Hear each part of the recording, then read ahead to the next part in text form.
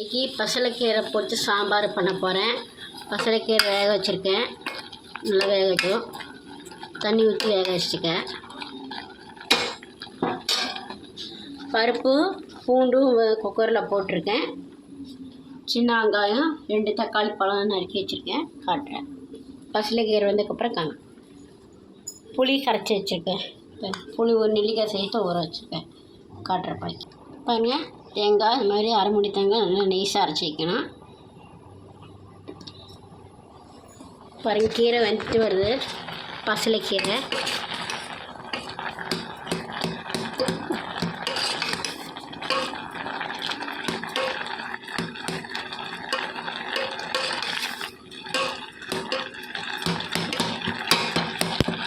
Next கொடுங்க. இல்லையா கரண்டியாலும் next விட்டா போதும்.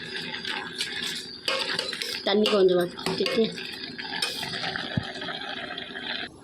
பாருங்கள், கடுகு வடிக்குது. 2 வெங்காயம் போட போகிறேன். வெங்காயம் போட்டாச்சு. அடுத்து வெங்காயம் பிடிச்சி பாருங்கள், சின்ன வெங்காயம் போட்டாச்சு. நல்லா வதங்கணும். 2 பச்சை மிளகா கீரை போடணும்.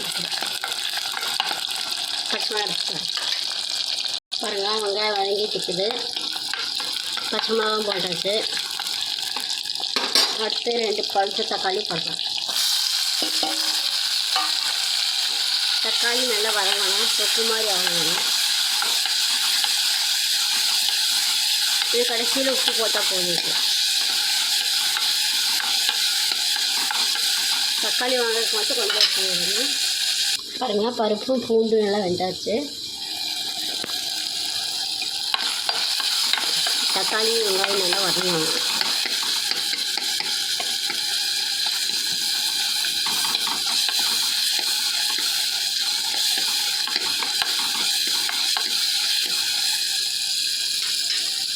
இன்னும் மஞ்சள் பொடி, சாம்பார் பொடி போட போகிறோம். சாம்பார் பொடி சாம்பார் பொடி போட்டாச்சு. அடுத்து பருப்பு போட போகிறோம்.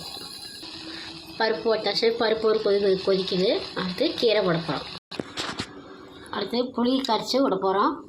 பாருங்கள், சட்டி மாறிட்டு ரொம்ப சின்னதாக இருந்துச்சு சட்டி, அதில் மாற்றிட்டோம்.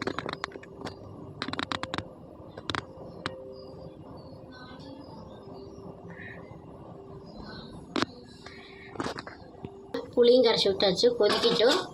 நீ உப்பு போட போகிறேன். கொதிச்சுன்னு தேங்காய் அரைச்சி வச்சுருக்கேன், அதை ஊற்ற போகிறேன். கொதிக்கிட்டு வைத்து கொதிச்சு காமிக்க பாருங்கள். சாம்பார் பொடி பத்தலை, அதெல்லாம் போட்டுக்க கொஞ்சம் கூடி. நல்லா கொதிக்கிட்டோம். கொதிக்கப்புறம் தேங்காய் போடுறேன். உப்பு போட்டாச்சு.